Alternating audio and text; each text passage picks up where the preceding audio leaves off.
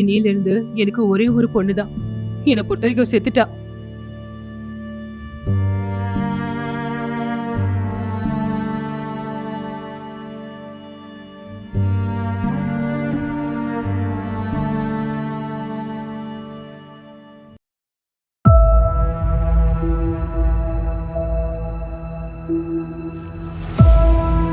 Hello Sandhya, ஏன் பேச மாட்டேங்கிற?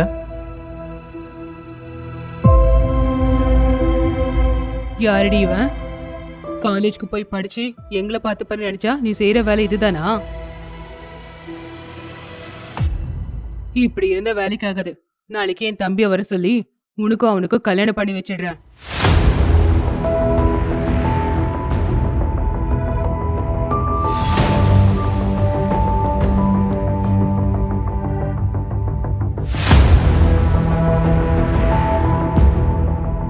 நீ இது எதுக்கு கால் பண்ண? நீ நாளைக்கு என் மாமா வரப்போறாரு. அவருக்கு எனக்கு கல்யாணமா? அது மட்டும் நடந்துச்சு நான் பணமாயிடுவேன். ஏன் இப்படி எல்லாம் பேசுற? நீ ஏதாவது பண்ணு. அதெல்லாம் ஒன்றும் நடக்காது. முதல்ல நீ அழாத. நம்மளை பற்றி எங்கள் வீட்டில் நான் சொன்னேன். ஆனால் அவங்க வரதட்சணை கேட்டுக்கிட்டு இருக்காங்க. பெரியவங்க எப்படியும் ஒத்துக்க போகிறதில்ல. அதனால் நம்ம எங்கேயாவது போய் சந்தோஷமாக வாழலாம்.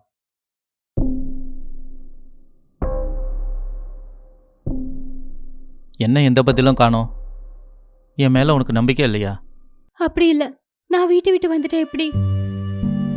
எங்க அம்மாவுக்கு நானும் என் தங்கச்சினா உசுரு. இப்ப நான் இல்லனா? சரி, நீ உங்கள் அம்மா தங்கச்சி கூடவே இருந்துடு. எங்கள் அப்பா சொல்கிற பொண்ணை நான் கட்டிக்கிறேன். உங்கள் அம்மா சொல்கிற பையனை நீ கட்டிக்கோ. சரியா?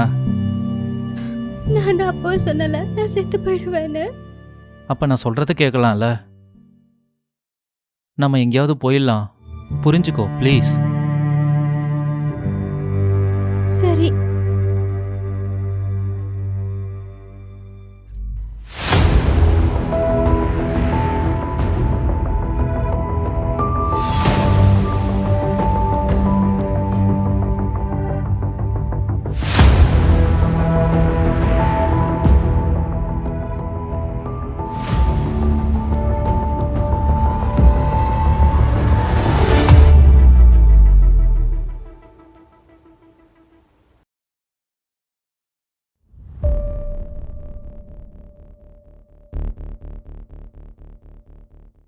சந்தியா,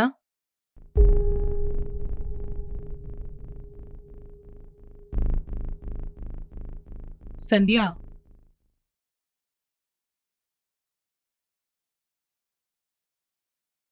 அம்மா,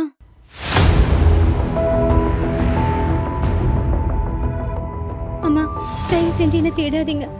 எனக்கு மாமாவை கல்யாணம் பண்ணிக்கிறதுல விருப்பம் இல்ல. அதனால நான் காதலிச்ச பையனோட ஓடி போறேன். என்ன மன்னிச்சிடுமா. தயவு செஞ்சு என்ன தேடாதீங்க. அம்மா, தங்கச்சிய நல்லா பாத்துக்கோமா.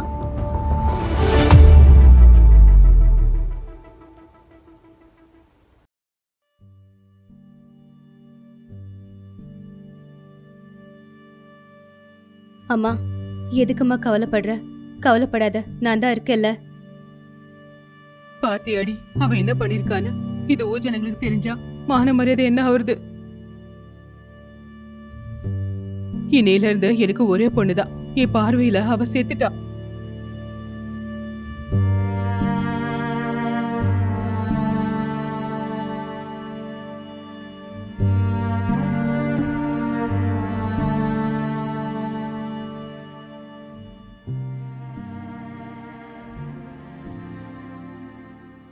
என்னாச்சு சந்தியா? ஏன் இப்படி உட்காந்துக்கிட்டு இருக்க? உங்கள் அம்மா ஞாபகம் வந்துடுச்சா? ஆமாங்க, என் தங்கச்சி அம்மா ஞாபகத்துக்கு வராங்க. இவ்வளவு நாளா அவங்கள பார்க்காம இருந்ததே இல்ல. ஆனா இப்ப இத்தனை மாசம் ஆச்சு, இன்னும் பார்க்க முடியல. நீ ஒன்றும் கவலைப்படாத. நமக்கு பையனோ பொண்ணோ பிறந்தா அவங்களே நம்மளை தேடிக்கிட்டு வருவாங்க.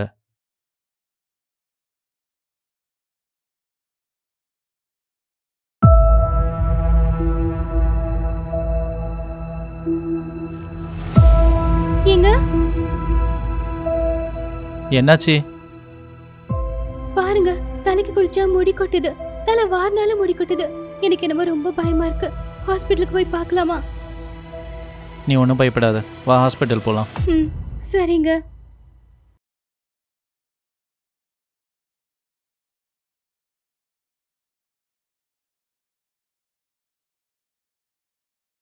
என்னாச்சுமா? முடி ரொம்ப கொட்டுது சார். எப்போ இருந்து? ரொம்ப நாளா இருக்கு. ஆனா பெருசா கண்டுக்கல. ஆனா 1 மாசமா முடி ரொம்ப கொட்டுது சார். ஓகேம்மா, ஒரு லேப் டெஸ்ட் ஒன்று பண்ணிடலாம். அதுக்கப்புறம் ப்ராப்ளம் என்னன்னு தெரியும். ஓகேவா?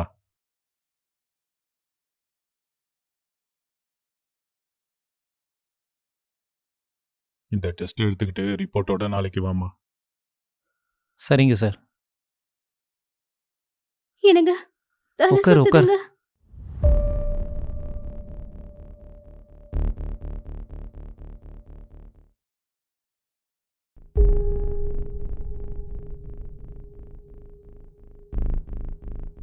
கங்க்ராச்சுலேஷன் சுமன், நீங்கள் அப்பா ஆக போகிறீங்க. எனக்கு பையன்தான் வேணும். இல்ல, எனக்கு மட்டும் பொண்ணு இல்ல தான் வேணும். பையன்தான். ஆஹா, எனக்கு பொண்ணு தான். இல்லவே இல்ல பையன்தான். சரிங்க, அதெல்லாம் கடவுள் கையில இருக்கு. நம்ம கிட்ட என்ன இருக்கு? இப்போ உன் கவலை தீர்ந்து போயிடும். நீ மறுபடியும் உன் ஃபேமிலியோட சேரலாம்.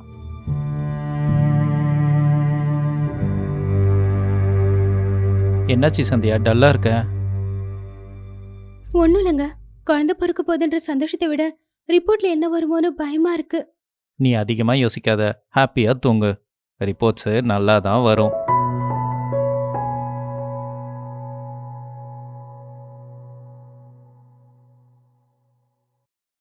சார், ரிப்போர்ட்ஸ் வந்துடுச்சா?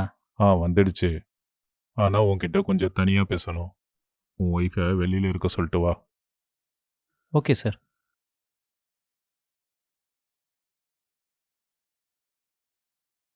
சார் சொல்லுங்க சார். சுமன், உன் இதயத்தை கல்லாக்கிக்கிட்டு கேளு. உன் ஒய்ஃபுக்கு கேன்சர் இருக்கு. அவங்க ரொம்ப நாள் உயிரோடு இருக்க சான்ஸ் இல்லை.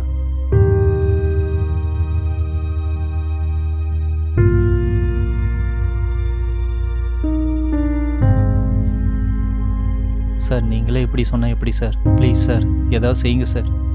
Sorry Suman, very sorry. இது நம்ம கையில் இல்லை. சார் ப்ளீஸ் சார், நீங்கள் இப்படி சொன்னால் எப்படி சார்? இல்லைப்பா, இது எதுவும் நம்ம கையில் இல்லை. சொன்ன கேளு. Sir please sir, sir sir sir please sir, ஏதாவது பண்ணுங்க சார்.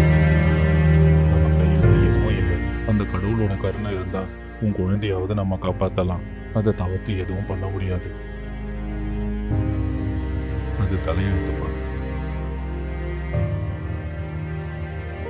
இருக்கிற நாளில் உன் பொண்டாட்டி சந்தோஷமாக பார்த்துக்கோ. நான் கொஞ்சம் மருந்து தரேன், அதை கொடு. கொஞ்ச நாளைக்கு எந்த பிரச்சனையும் இல்லை.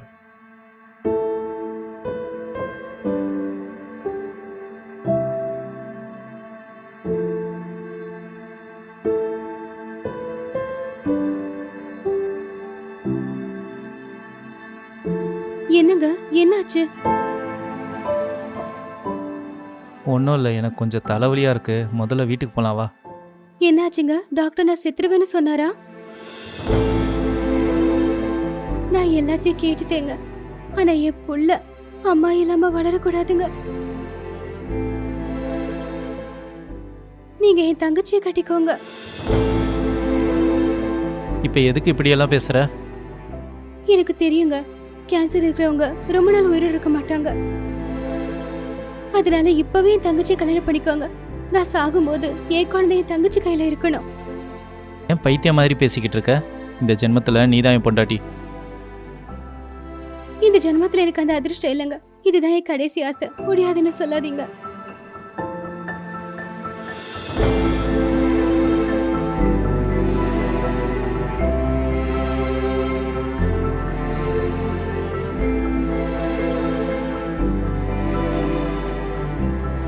நாளைக்கு எங்க வீட்டுக்கு போங்க. சொல்லுங்க, போவீங்களா மாட்டீங்களா? சரி பார்க்குறேன்.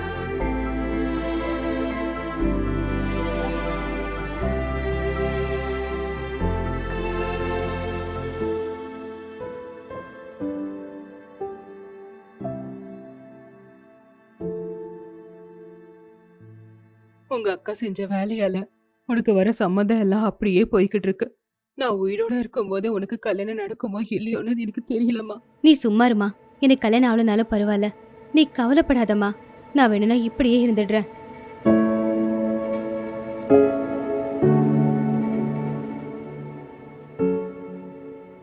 யாருப்பா நீ? என் பேர் சுமன் ஆண்டி, எங்கள் பக்கத்து ஊர் தான். உங்கள் பொண்ணுக்கு மாப்பிள்ளை பார்க்கறத கேள்விப்பட்டேன், அதனால தான் வந்தேன். வாங்க தம்பி, உட்காருங்க.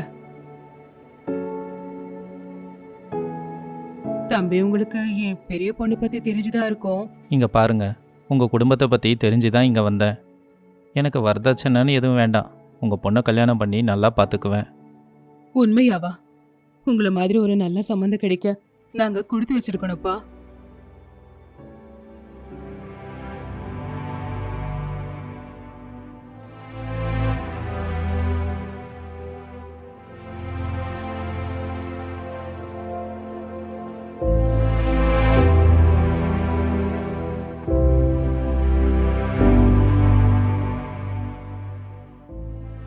உன்னை கல்யாணம் பண்ணிக்கிட்ட கொஞ்ச நாட்கள்லையே உங்கள் அக்கா செத்து போயிட்டா. அன்வி பிறந்ததும் உங்கள் அக்கா செத்துட்டா. ரெண்டும் ஒரே நேரத்தில் நடந்தது. என்னோட முட்டாள்தனத்தால் நான் அன்வியை சரியாக பார்த்துக்கல. அதனால தான் உங்கள் அக்கா என் கண்ணை திறந்தா போல. இப்போ சொல்லு, நான் என்ன தப்பு பண்ணேன்?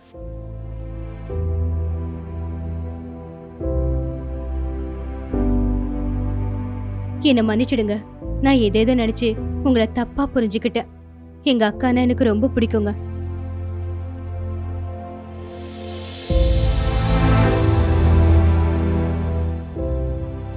இன்னையில இருந்து அன்வி எங்க அக்கா பொண்ணு இல்லைங்க, என்னோட பொண்ணு.